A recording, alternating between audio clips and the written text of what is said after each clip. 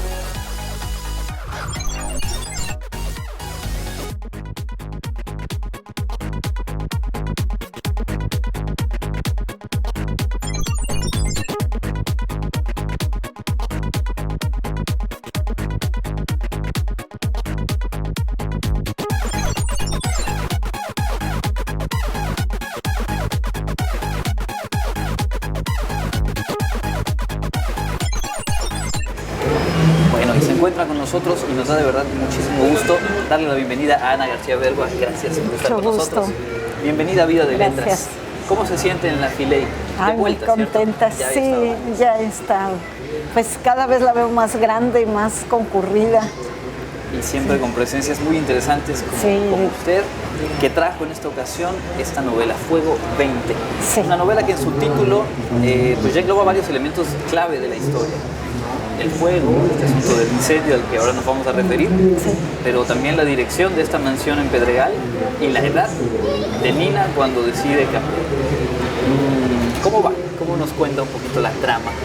Pues sí, es la historia de una chica que cumple 20 años y su vida está como hecha un desastre y entonces decide ser otra persona, convertirse en otra persona, o por lo menos probar.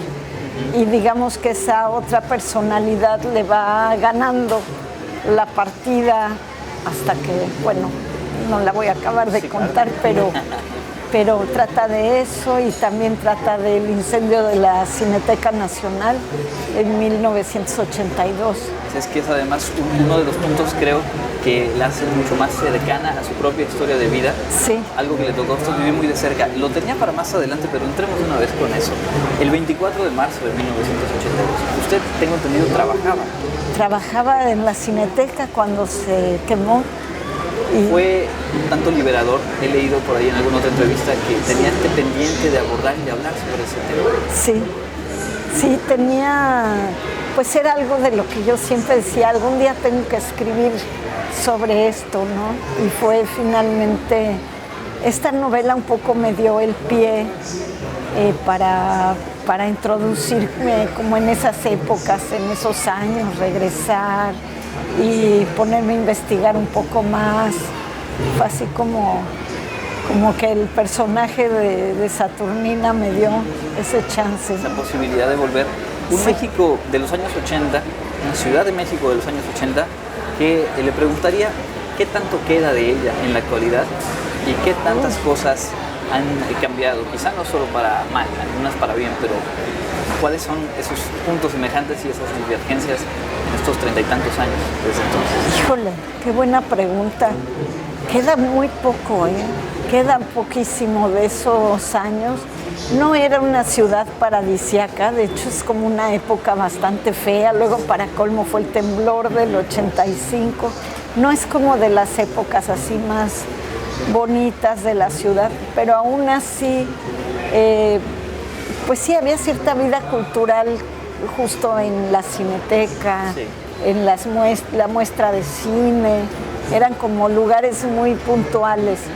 Y entonces una de las desgracias que se quemara fue como que se acabó un lugar en el que la gente, los jóvenes se reunían a ver cine. Y bueno, dio pie, luego han surgido muchísimos. pero yo creo que de esa ciudad así tan marcada, de lugares tan específicos, pues no queda nada, o lo que queda es muy difícil reconocerlo. Y que ese incendio de la Cineteca también es uno de esos capítulos que quedaron siempre nebulosos, que quedaron siempre en la penumbra. Y también la he leído decir que de pronto voltear la mirada hacia allá es preguntarse, pues desde cuándo el gobierno, los gobiernos han ocultado los hechos, han ocultado o han dejado que las cosas ocurran. Ocultar muertos, pues hasta ahora, ¿no? Digo, salen las fosas y no las pueden esconder, pero sí es como un afán de ocultar muertos. Pues yo creo que sigue sucediendo, ¿no? Está como... Y sobre todo que había como un dominio absoluto sobre lo que pasaba, ¿no? Lo que dejaban pasar, lo que llegaba a la prensa, lo que no llegaba, eso sí, había un control súper rígido, ¿no? De la información en aquellos años. Este incendio que usted retrata es también el punto en donde se encuentran los dos personajes, ¿no? Sí. Los personajes que dentro de sus propias realidades convergen en la Ciudad de México, Arturo desde Jalapa, y ahí se da un encuentro a través de un objeto que es una pulsera. Sí, de un Ahora mismo no veo que usted porte alguna pulsera. No, se me olvidó ponerme. Pero es cierto, sí. Los objetos tienen ese poder de pronto, ¿no? Sí, totalmente. Y para mí hay mucha magia en eso. Soy muy supersticiosa y ando cargando mis talismanes y cambio de talismán periódicamente. Es una cosa absurda, pero bueno. Es parte de una manera de asumir la existencia, y que en este libro lo plantea desde ahí. Sí. Y que también de alguna manera hay esta posibilidad de distintas temáticas que ha abordado a lo largo de su trayectoria, como reunirlas aquí. Es cierto. ¿Cómo fue encontrar ese espacio y qué tanto, digamos, en el hallazgo? Porque algunos autores nos han compartido aquí, no sé si usted lo suscribiría, pues que uno sabe dónde empezó a escribir la historia, pero no sabe después hacia dónde se va a ir. Y la he leído decir que encontró justo eso, que podía combinar ahí distintas temáticas que han sido siempre de interés. Sí, porque de repente se convirtió en una novela de fantasmas, ¿no? Empieza siendo una novela, pues digamos, realista y se va convirtiendo en novela de fantasmas. Y sí, fue algo muy curioso, me gustó porque pensé que si hubiera tratado de resolverlo en el mismo plano todo, hubiera sido una novela pues muy aburrida, pero de alguna manera el hecho de que encontrara mis soluciones, ahora sí que en la novela fantástica, en el terreno de lo fantástico, pues a mí misma me sorprendió, pero seguí el juego, porque pues sí es un juego que conozco, es parte también de mi obra, entonces bueno, pues sí se juntan muchos temas que yo he trabajado. Quisiera hacer una pausa en este momento y volver sobre el tema del deseo, que también es como una línea estructural en esta novela. Estamos platicando con Ana García Bergua, tenemos un poquito más de su tiempo para platicar con ustedes en la segunda parte de esta charla.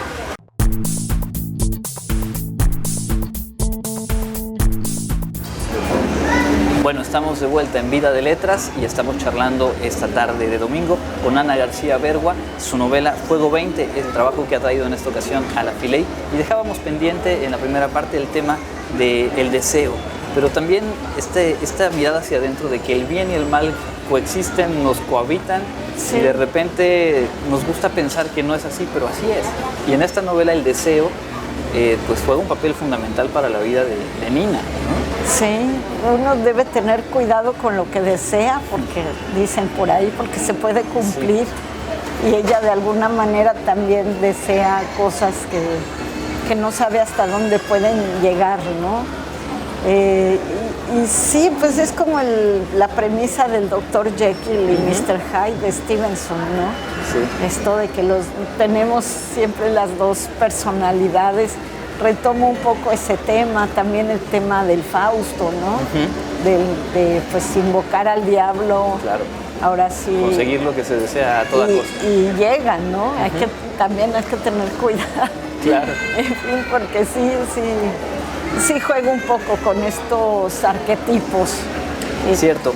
Decíamos antes de empezar la charla que la escenografía, como algo que usted estudió, le da a su trabajo creativo algunas características que quizá no encontramos en muchos autores. Y supongo yo que viene de ahí este interés por la descripción, por ubicarnos y por compartirle al lector detalles del espacio en el que ocurren los hechos narrativos. Sí. ¿Qué tanto hay de eso y qué la llevó en un primer momento a estudiar escenografía? Pues yo quería estudiar teatro y mi familia tenía como pensado que yo debía dedicarme a las artes plásticas por alguna razón. Ajá. Decían que era para lo que tenía especial talento. Y entonces estudié escenografía en una época muy buena de la universidad del CUT, una carrera muy buena con el maestro Alejandro Luna. Y pues sí, un tiempo me dediqué a eso y una de mis grandes aspiraciones era ser escenógrafo de la BBC. Ajá. Y hacer épocas. Sí. Era lo que más me gustaba y yo pues investigaba mucho épocas para recrear, pero nunca tuve la oportunidad de participar en alguna producción,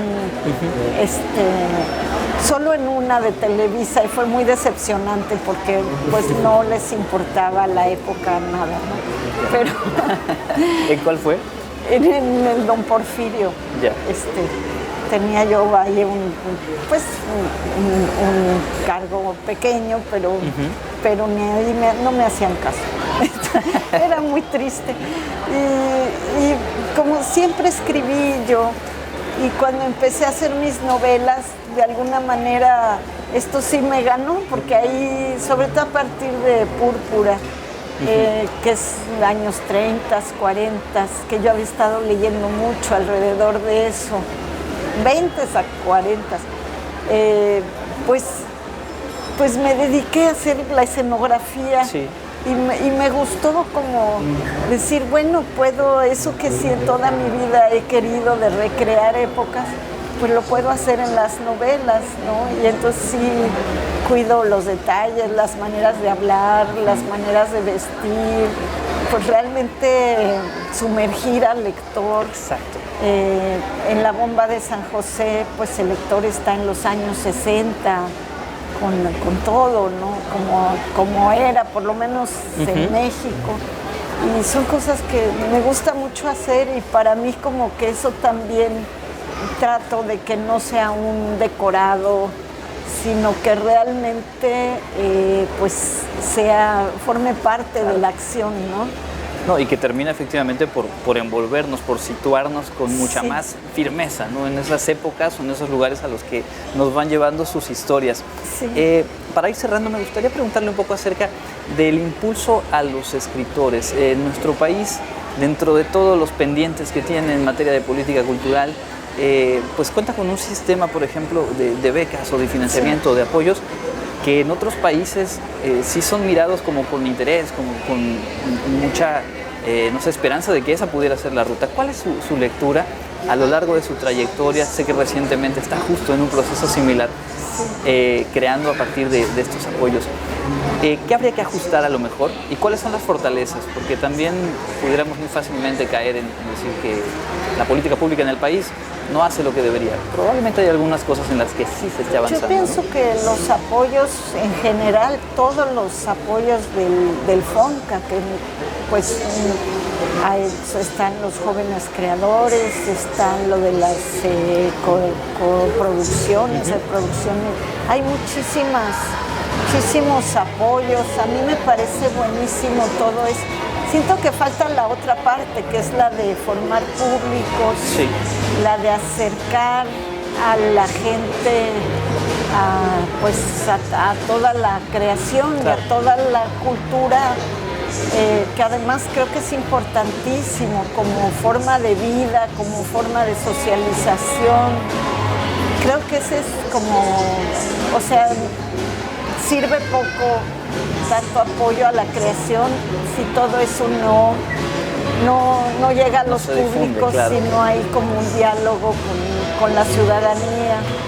Entonces, más que criticar lo que hay, yo creo que hay que aumentarlo, ¿no? Han recortado mucho el presupuesto de cultura Y pues me parece muy triste y al contrario, yo pienso que mientras más se apoye como aterrizar la cultura, Sí. pues ahora sí que en los pueblos, en llevarles teatro, llevar danza, llevar lecturas, que haya como un diálogo más.